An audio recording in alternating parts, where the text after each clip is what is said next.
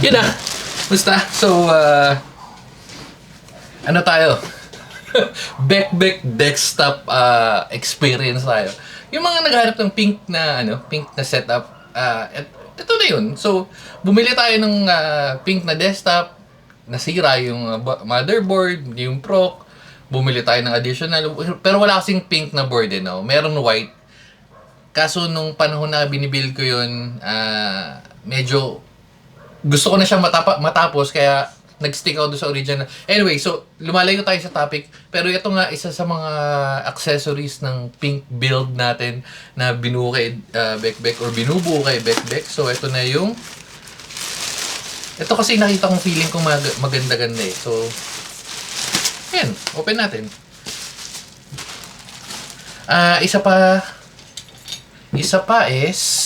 Isa to sa mga bala ko dapat bilhin dati. Bukod dun sa Rode, tsaka sa mga Logitech. Kasi medyo sikat siya sa Shopee. Ang di lang masyado sikat is durug-durug yung box niya. Grabe, durug-durug yung box. Okay.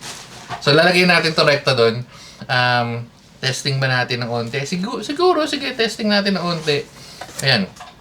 Ay, sira, wala pala siyang yung speaker, ay ayusin ko pala mamaya. Anyway, so yan. Ito yung durog na box. Hindi, ito yung Mano DGM20. May pop filter. Meron isang klase ito. Magkano ko ba nakuha? Mga 1,000 something na naman ito eh. Pero still, durog-durog eh, no? Asan na? Asan na? Ayun, ayan. Medyo mahal pala, hindi pa lang 1,000 lang. So, 1,899, naka-discount tayo ng konti, 1,442. Okay na, DGM2S. Pero, base dito, DGM20 lang siya kasi meron DGM20/DGM20. Tingnan natin kung ano yung difference. Okay. Yung difference nun is yung may, yung may stand. Ito. Ayan, ito. DGM20S. Ayan, yung may ganun. Hindi na ako kumuha nito kasi hindi ko alam kung ma-strip niya yung nakalagay ng ganito. Ito kasi madali naman bumili. At ma-strip ko yung... Ay, hindi kita. Yung nakalagay doon sa desktop ko, mas malayo kasi yung reach nun. Kasi, kaysa sa mga normal na kasama sa ganito, yung mga tigti 300, 400 lang naman yun. Kaya, just in case na mas strip niya yung ganun, bibili lang tayo ng pink na mic stand. Mic desktop mount. Okay. So, condenser. Hindi ko na ma-distinguish ngayon yung condenser versus dun sa normal na mic. Kasi halos, based sa pandinig ko unless na talagang legit na audiophile ka, talagang sobrang mapapansin mo. Parang hindi ko na masyadong mapansin yung difference. Well, napapansin nyo, ayos na yung mic natin. Kasi bumalik ako sa Rode na wireless. Daming commercial. Pero yan. Cardio did. Paikot. Ito pala, sakto yan. Ayan pala yung itsura niya. And then, frequent response, depth rate, sensitivity.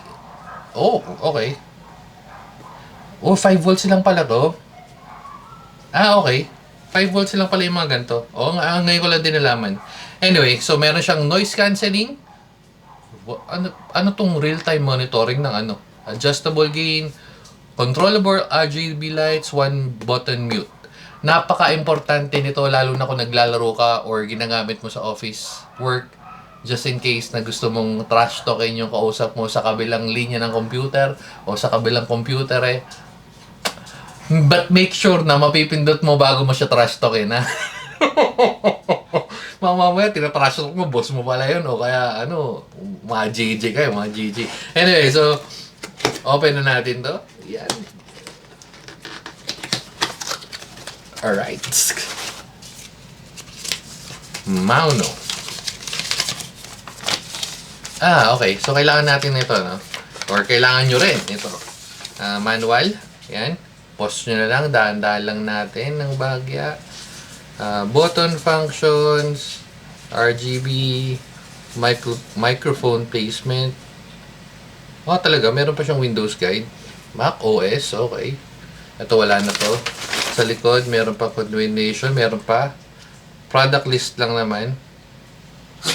USB A and C. Okay. Ayun no, may noise cancelling siya. Okay. Ayun. And update pala, ngayon ko lang napansin, parang feeling ko mas maganda yung HyperX na maliit. Hindi ko naman HyperX S na ginagamit ko versus dun sa isa. Mas maganda yung feedback na or mas maganda yung background canceling noise cancelling noise cancelling niya versus dun sa ginagamit ko. Kaya ewan ko kung magpapalit ako, pero kasi gumagana pa eh. Pero dahil nga mahilig tayo sa ganito, one of these days malamang bibili tayo ng ganun. Anyway, so yan, wala na. Box. Uy, nalaglag. And then na to. Noise cancellation and upgrade tool. Ay, talaga? O, yan.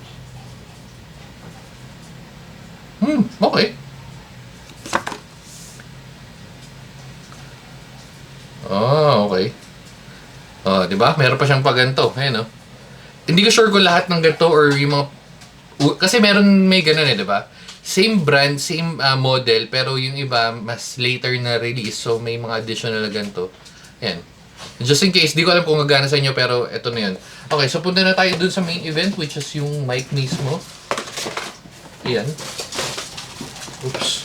Oopsie. Eto na. 1:00, 2:00. Bam! Ba't hindi masyado pink? Hindi masyado pink sa camera, pero pink ko siya nakikita sa akin. Ayan yung tsura. Boom. Tumamdil lang tayo ng bagya. Hindi ka... dahil sa ilaw yata. Dahil masyadong white yung ilaw natin. Pero pink. Boom. Okay. Maganda sa kanya, built-in, naka-setup na. Ayan may mount, USB-C. Ito yung mic gain sa ilalim. Maganda rin to. Kasi pwede ka na magsaksak ng earphones dito, rekta. And may noise filter na siya. Or, hindi ako gumagamit ng ganito. Hindi ko sure kung may dagdag. Pero, ayan. Kahit yung dun sa mic na ginagamit ko ngayon, ever since di ako gumagamit. Yan, may mic gain na umiikot. Pwede kasi itong baliktarin eh.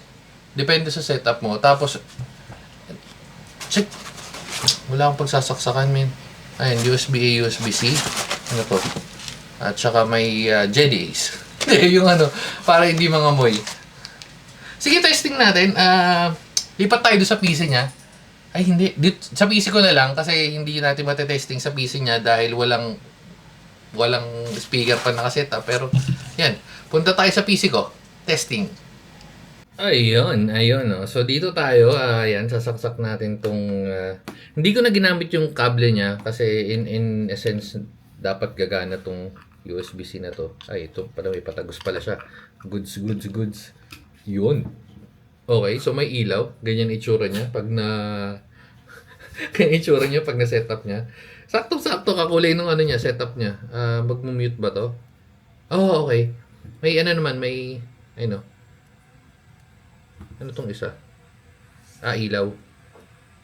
Okay. Galing Actually, hindi ko masyado trip yun dito na magkatabi lang to. Etong sa taas, ayan yung kulay tsaka yung mute. Kasi, sa malamang mapipindot to.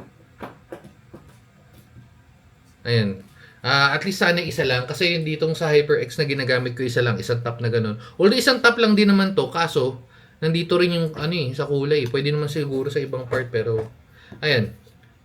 So cute lang. Tapos may mic gain.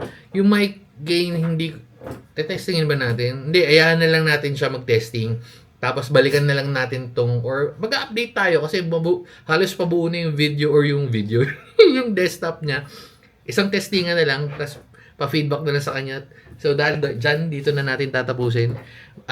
Antayin nyo na ng paglabas na pag natapos na yung lumabas yung video na lahat ng items nandun na. So dito na natin tatapusin. Bye-bye na guys. Mano DJ20. Babu. But wait, there's more. Meron pala siyang kasamang ganito. Para saan to? Ito yung minamount. Katulad ng ganito. Yan. Nakita niya? Yan. Nakamount ng ganyan. So, yun, ito kasi, it's a one tap na sinasabi ko, Boom! Boom! Very goods!